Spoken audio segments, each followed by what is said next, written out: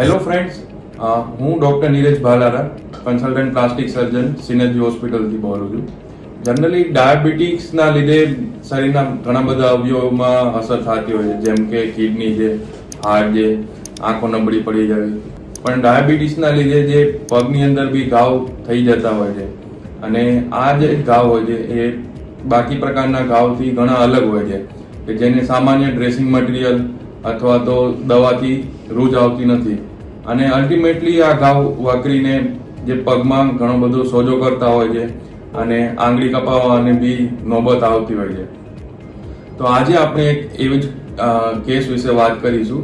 આપણી સાથે ગીતાબેન વાગડિયા છે, જે મોરબીથી બિલોંગ કરે છે, અને એમને બી આ જ પ્રકારનો એક પગની અંદર ઘાવ પડી ગયો હતો, અને એમની જે સારવાર થઈ છે અને અત્યારે જે ઘાવ આપણે જોઈ શકીએ છીએ કે પૂરી રીતે હીલ થઈ ગયો છે. અને આગળ હવે તેમાં શું આપણે તકેદારી રાખીએ કે જેથી ફરીથી ના થાય, એ વિશે આપણે થોડી જાણકારી લઈશું. તો ગીતાબેન, તમને ડાયાબિટીસ કેટલા વખતથી છે, અને તમે અત્યાર સુધી શું શું દવા ચાલુ હતી ડાયાબિટીસ માટે?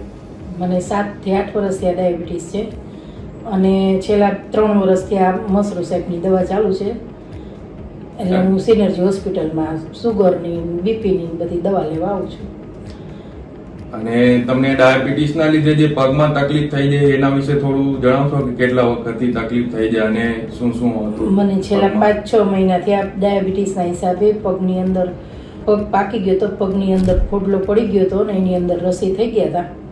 અને એના લીધે કઈ તમને રૂટીન જે રોજબરોજની જે કામગીરીમાં પગમાં પોજો આવી જતો હતો, અને બહુ હલનચલન નહોતું થતું, અને પગની અંદર રસી હતા એના હિસાબે મારી આંગળીમાં ને બધી જગ્યાએ રસી ભરાઈ ગયા હતા. તો જ્યારે તમે હોસ્પિટલ બતાવવા આવ્યા ત્યારે પછી કેવી રીતે તમે સારવાર કરાવી અને સારવારમાં શું શું થયું એના વિશે થોડી જાણકારી? હું અહીંયા સિનર્જી હોસ્પિટલમાં દેખાડવા આવી. મસરૂ સાહેબે કીધું કે ડૉક્ટરને મળો અને આની સારવાર તમારે કરવી પડશે, અને આના માટે ઓપરેશન કરાવવું જરૂરી હતું. અને ઓપરેશનમાં પછી શું શું થયું છે અને કેટલા સ્ટેપમાં સર્જરી થઈ એના વિશે કોઈ જાણકારી આપો? ઓપરેશનમાં 2 સ્ટેપમાં ઓપરેશન થયા છે.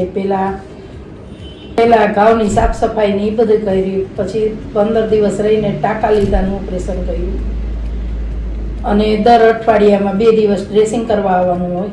અને તમારો અનુભવ કેવો રહ્યો સિનર્જી હોસ્પિટલ? મારો અનુભવ બહુ સારો રહ્યો સિનર્જી હોસ્પિટલ માટે, અને અત્યારે મને સારું છે. મસરૂ સાહેબે સારવાર કરી એના હિસાબે મને આજે સારું છે, અને પગનું મારું રિઝલ્ટ પણ સારું આવ્યું છે, અને ડૉક્ટર નીરજે સરસ ઓપરેશન કર્યું છે. તો ડાયાબિટીસમાં જે ઘાવ પડતા હોય છે એના ઘણીવાર આપણે એક જ સ્ટેજમાં ઓપરેશન કરીને સારવાર થતી નથી. એમને પહેલી વાર ઘાવને સાફ સફાઈ કરીએ છીએ, ત્યારબાદ ખાસ પ્રકારના આપણે ડ્રેસિંગ બી મૂકતા હોઈએ છીએ, કે જે અંદરનો જે બગાડ છે, અંદર જે પસ ને બધું જે નીકળે છે બધાને શોષી લે છે, અને ત્યારબાદ ઘાવ જે એકદમ સરસ થઈ જાય તેનું ઓપરેશન કરીને આપણે ફરીથી બંધ કરતા હોઈએ છીએ. Thank you Neeraj sir, thank you Masru સાહેબ. સિનર્જી હોસ્પિટલમાં ટ્રીટમેન્ટ કરાવવાથી મને ઘણું સારું થઈ ગયું છે પગમાં. અને ડાયાબિટીસના જે આ ઘાવ રૂજાઈ જાય છે ત્યાર પછી પણ આપણે ખાસ ધ્યાન રાખવાનું હોય છે, અને દર્દીને આપણે ડાયાબિટીસના ખાસ ચપ્પલ આપણે પહેરવાની સલાહ આપતા હોય છે, કે જેના લીધે જે ભાગમાં જે પ્રેશર વધારે આવતું હોય છે અને એના અલ્સરેશન થઈ જતું હોય છે હાડકાના પ્રેશરના લીધે, તો એ ભાગમાં જે કસ્ટમાઇઝ ફૂટવેર આપીએ તો એ પ્રેશર જે એટલા એરિયામાં ઓછું રહે, અને એમનું જે રૂટીન કામ ચાલુ કરતા હોય ત્યારે બી એ પ્રેશર જે ચામડી પર ના આવે ને ઘાવ ફરીથી થવાની શક્યતા ઓછી થઈ જાય. તો આ રીતે આપણે ડાયાબિટીસને પ્રિવેન્ટ કરી શકીએ.